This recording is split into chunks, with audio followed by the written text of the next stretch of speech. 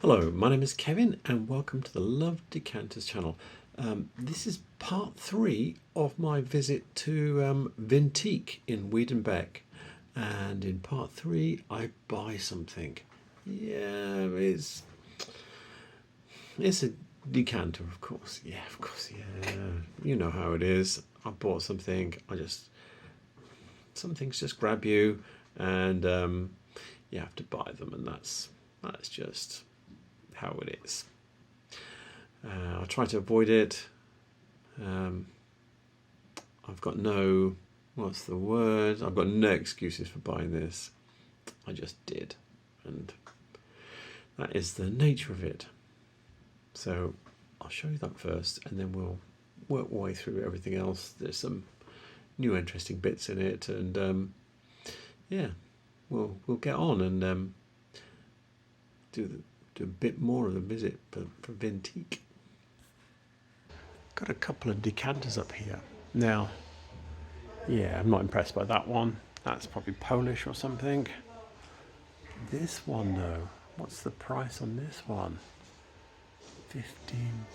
It's not a ship's decanter, but I mean, this stopper doesn't go with it. This doesn't have a stopper. You can have a cork stopper. So this is probably 1850s, 1860s, a little string on the top here, and it would have been made to have a cork stopper with a metal top on it. £15. I need to think on that. Yeah, it's a nice thing though. I did buy this. It was a very hit or miss thing whether I would buy it or not. It's actually, it looks like a full-size decanter. It's not. Look how narrow that neck is. You might get, I don't know, half a litre in there, so it's not like a 1 pinter. It's bigger than that. It's got a nice little pontle mark. I haven't cleaned it yet, so it's going to look better than that when I've done it. See the pontle? And yeah, it was never made to have a stopper.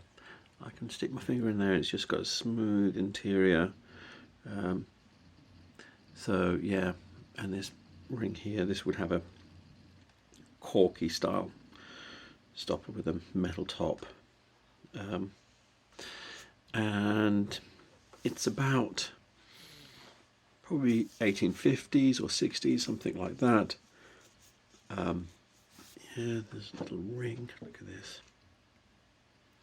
It's emulating sort of like the early 18th century bottles where you'd have cork stoppers, and they would have a string that would go round, that would be wound underneath the ring like that, and tie the stopper on. But yeah, I really like it. I know it's really plain, and it was £15, which is probably more than I should have paid really, but yeah, I really liked it. I like these ones with which were not made to have a stopper. There's something nice about them. Anyway, I did buy something at Vintique with the label, so you know you've got to get in there and have a look. And come on, focus. Made in Italy. But I can't read it. I'll do this and I'll rephrase it and blow it up, and I'll be able to tell. So we're looking at the 20th Century Glass website here. It has a section on labels. Now the label that I was looking at there, I frame it at the right spot and tried to make it look bigger and everything, and I still couldn't read that writing that went around the edge of the middle. So I know it says made in Italy, and this label here, the middle bit here is not the same. I don't think this writing is the same either, but everything about the label is the same. The color here is the same. It's gold here. It's got this little frilly bit. It's got the black label. The font of the writing is exactly the same. So this is this one, I don't know if what it says here matches what's written on that label there, but anyway, this is Empoli. So I don't know who the maker is. There's a few of them. So and he's just saying generic and other Empoli labels, so he doesn't know either. Although he's actually said this one. But anyway, I don't know. I can't read that writing, but we do know it's Empoli. It's made in Italy. He doesn't date any of these. It looks, it's paper, so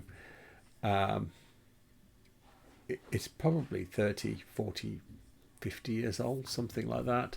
So anyway, that's about the best I can do. Just below, I saw this and I was hopeful for a second, then I saw the price. Yeah, they know it's Italia. In fact, it's got the label on it, but I recognised it. Yeah, I keep saying Italia. It's Italia. In fact, they've put L's on as well. In fact, they put LLITA and it's II, and then it's TT. So yeah, it just looks wrong to the English eye, that spelling, IITT, Italia, Itala. Yep, I'm back with the 20th Century Glass website, and so this is the tea light that we were looking at. Candle holder, votive candle holder, yes, and it's called Nappy, and it's designed by Marku Salu. He doesn't give a date here. I've had a look around, and in fact I went to the and I couldn't find any dates, and I went to the website, Italia's own website, because they're still going, and had a look through all the tea lights. They're not making these ones today, the Nappy ones. I thought they might do, you never know, because they're still making the Ultima Thule ones. Yeah, so that's quite a cool design, that one, especially the carafes and glasses and all that kind of stuff that goes with it. There's another one that looks not, is that a frosted one then? It is. Yeah, didn't know they did frosted and unfrosted. You live and learn. But anyway, yeah, no, it's not here. So what I do know is it's not new. And the state of the little plastic label, now they use those plastic labels for ages, so that doesn't help at all. But the fact that all the red's faded out says, yeah, it's not new. But how old it is, I don't know. Yeah, this is interesting. Unusual, not seen it before. It's got clouds on it pressed out, and it says it's got a name here. Yeah, I'm going to try and look that up. Never seen that before. And I said, this is Rihimaki, but it's got a safety rim. I don't remember Rihimaki having a safety rim. I'll check that. And then they're saying this is Rihimaki as well. But it doesn't have a safety rim, so I'm not sure about that either. So I will be looking for those. It looks like a Rihimaki shape though, and so does that, but they're not saying that is. So we will look, and that's got a cut rim. So you've got a cut rim, a normally finished rim, and a safety rim. Safety rim is like a little rounded bit, and you see that's post-war type thing. It's basically to stop it from chipping. It's got a little rounded edge. So I've never heard of this company, Camella Glass, Camella, or Petiara, I don't know how you pronounce it. Anyway, I found this one. It's still got this label on. I wasn't able to pick that one up because it was on the windowsill, and I would have fallen flat on my face trying to reach it. So anyway, so I was trying to find out a bit more about this company. It is in 20th century glass, and he's saying 1960s for this bowl here. They don't have a big section on it. There's just like a couple of pieces he's got, and it's signed. Is that signed there? Anyway, so I'm certain that the he's saying that the piece that's in the window is signed, so I'm sure it's signed like this. What I found out, which helps date it, is I did a search on them, and there's a little note down here. Humpilla took over Camella factory in 1979, and itself was taken over in 19. So that the latest that vase would be the 1970s, but it might be 1960s. Other people are saying 60s for some things, so I'm going to go with 1960s. That's not a 100% guess, but we know that we've got a definite cutoff in the 70s, and that's the best I can do with that. But I've never heard of them before. I have heard of Humpilla and Nutajavi. Yes, I don't know much about them, but I have heard of them, and I have seen a few pieces from them. A few bits here, Stra Union. This is what's interesting me. Something I've never seen before. Dartington Studio orange bowl. Never seen, and it's actually got the label on it here. Focus, focus, go on, focus. It does say Dartington Studio, handcrafted. And then this is the underneath, like it's burnt coals or something. Let's go through. Yeah, I've never seen this before. I have no idea about those, but this is something I need to find out about. So, I'm not sure if I've really heard of Dartington Studio before. I think maybe I have. But anyway, I did try to find some more. I found this bowl, which looks like the one we were looking at, and this. All the rest of it looks like kind of the usual Dartington stuff. So, this one here. Oh, what's that doing? Oh, here we go. Yeah, it's not telling me anything. It's just telling me its height. You have to subscribe now, which means they want your money to look at it. So that's not going to help me. And then the other one, yeah, that's a bit interesting because this looks exactly like the one I was looking at. And it sold last May at Gilders, which is about, I don't know, 45 miles away, maybe less. I think it's in, maybe less, maybe it's, where's Gilders? Is it Market Harbour or is it in, no, it doesn't say. Anyway, I thought it was in Leicester or it's in Market Harbour. It's not very far away. And if you look here, it has the same label on it. In fact, that label looks, I think, is the same label because it's got a little notch on the corner. So, yes, this is actually the bowl, and it's sold for £20, which makes you think that's expensive, but then you've got to go commission on top of that. So that's £26.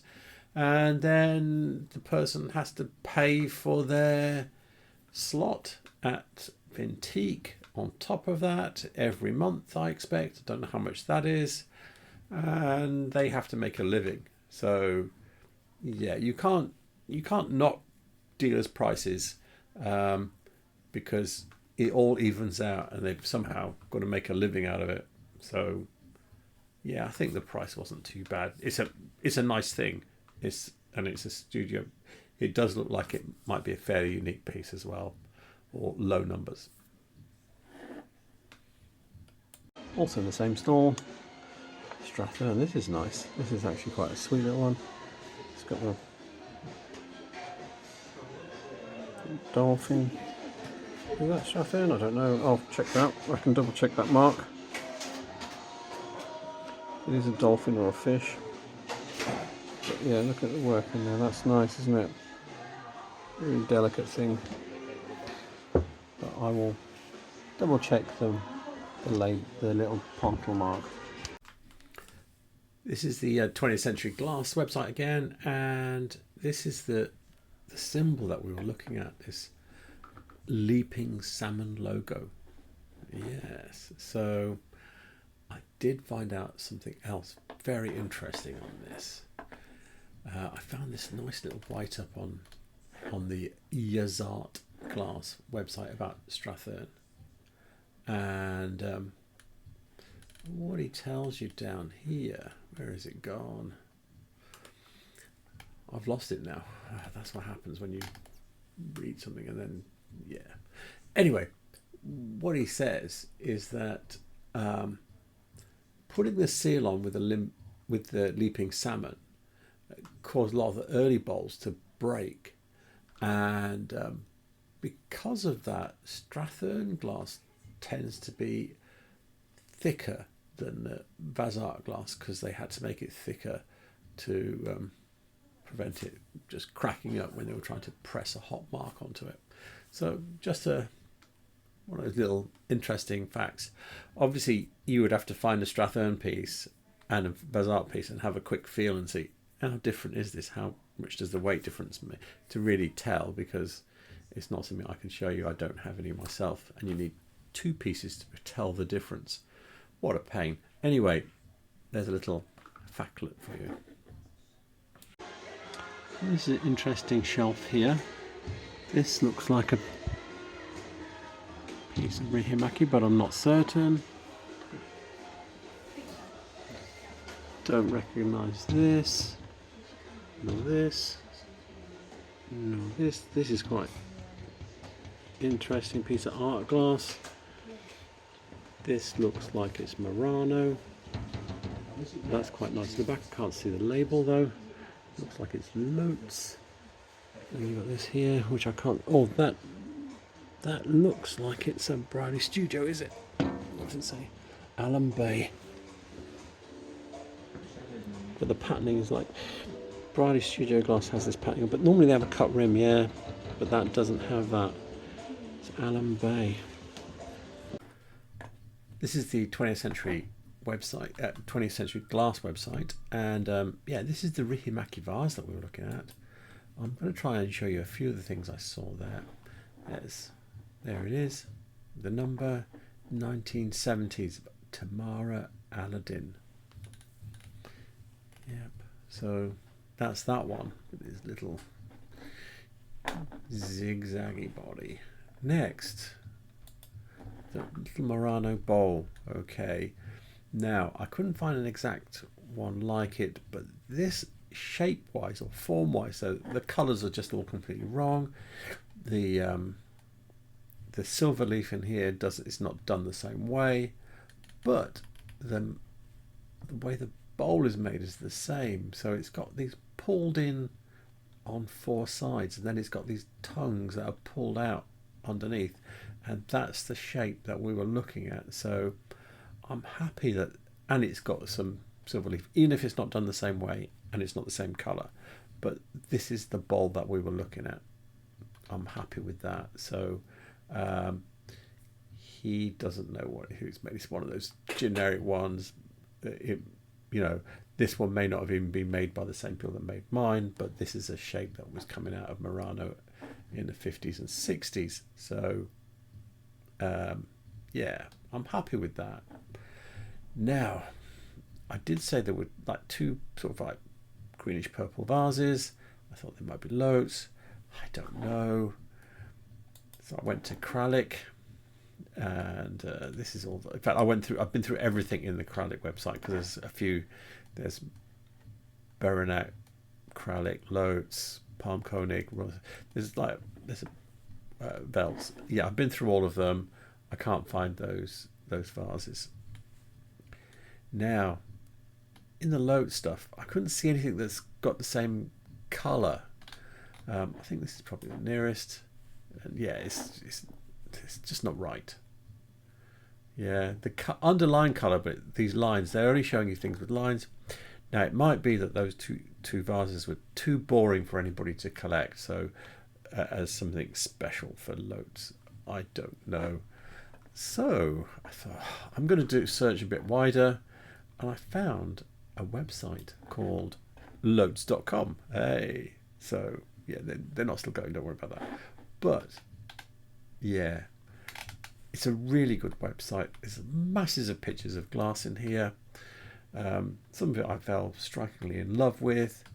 This is showing you the basic colours here, but if you go and look through, there's a page where you can go through and it just scrolls forever showing you masses of glass.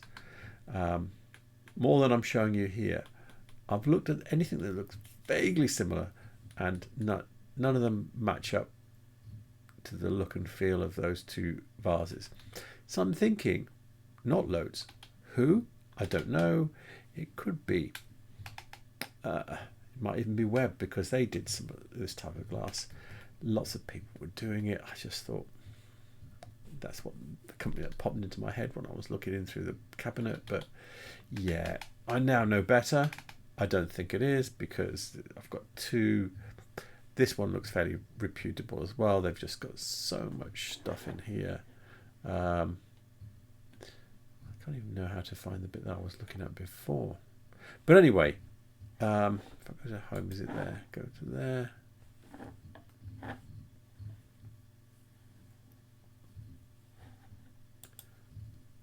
No, that's the same page. But anyway, there's masses of glass in this website. I'm not sure if I'm going to find what I'm looking at again, but I didn't find it, and I've scrolled through hundreds of pieces of Lotes, and those vases are not there as a shape or as a colorway, so I don't think it's Lotes. That's all I can say. It's very Art Nouveau, but other than that, no. This looks like a Murano fish, I think. I think it's Murano. I think it's a fish even. And then there's little white friars, sparrowbeak vase at the back. And then you've got this here. This, there's something wrong with it, because that's a Waterford label there. £15 for a fruit basket. I'm not going to rush and buy it because my wife will kill me, but that doesn't seem right. That will be interesting to see how much that costs on Replacements.com. I'm looking at Replacements.com website, and yeah, I can't find that bowl in here. Not exactly. There is only one bowl that they have for sale at the moment that's the same size. I think it's this 7-inch size. It's definitely not 5 inches. It's quite a big thing, and it's $159, which is like probably about 140 pounds, I think. So yeah, that was £15, regardless of this price being very high. Yeah, because this is a replacement site, you can almost halve every price. So if you halve this, that makes it to $80, which makes it about £65. So yeah, it's north of £50, and 15 seems very cheap. That's all I can say. But I can't find the exact pattern. So even halving the replacement price and dropping it into pounds and then knocking a bit more off, it's still a third of what it should be. So yeah, that's a bit of a bargain. Got a whole bunch of stuff here. I have no idea. You got like a funny pig. It's got Caithness pig. Never seen that before. Looks very Murano-esque, but don't know. Again, don't know. Oh, paperweights. Tyne Valley. It's nice to see the packet, but I wouldn't even remember that. It's very plain. What's this? Devon paperweight. Oh, that's quite nice. Because a lot of people might say that's Chinese, but oh, I'm wondering if some other things I've seen are them. Because look, it's not It's not symmetrical, it's flat. Interesting. Yeah, I might be checking some things for somebody. I'm on the KES website here, and you can still buy the piggies today, £65. So I don't remember how much that was. In fact, you can buy it in 4 interest-free payments of £16.25. Yeah. Anyway, and it's made in Scotland, so it's not shipped in from somewhere. Otherwise, they wouldn't be able to put this on it. So that's something. And look, they've got little sheep as well. I like the little sheep. They're cool. Also, I went to Tyne. We know that Tyne Valley's still going. They don't have their own website. They're on some Isle of Wight tourist website. But anyway, I thought I'd just look at the paperweights and see what they do, because paperweights are not my favourite. They have to be something a bit different, special, etc. So I had a look and I thought, yeah, they've got some cool ones. And one of them is this one here. Yeah, but it's £189. It kind of like pops away from everything else here, doesn't it? And then they've got this one. Yeah, I think I prefer it in this colour actually. Yeah. So yeah, they've got some nice ones. That one, but yeah, it's incredibly expensive. There is again in another colour. That's quite nice as well. Yeah, I could have a dozen of those. That would be great. And then there's a different. Where's the other one I saw that I really liked? Because yeah, look at all they've got. This is the problem with paperweights. Look at all them. You know, millions of people could have made that one, or this one, or this one. Do you know what I mean? They're kind of generic-y a bit, I would say, if I'm being cruel. I like things to stand away, and it's difficult when you're in the constraints of a glass bubble. But I also like these marble ones. They're quite nice. They're really nice. And this one here is a bit spacey. I like it. It's like an alien spacecraft arriving. So yeah, there's a couple I do like. But a lot of them are what they are. You know, they're paperweights. And the two that we saw there, yeah, they're paperweighted. But I just thought, I knew that they did some funky glass, and they've not let me down, because they've done some really nice stand away from the crowd paperweights too. This is the bit with the boxes again, and the bit that I'm focusing on immediately is dun dun dun, Ravenhead Chunkies. Look, they're cool, aren't they?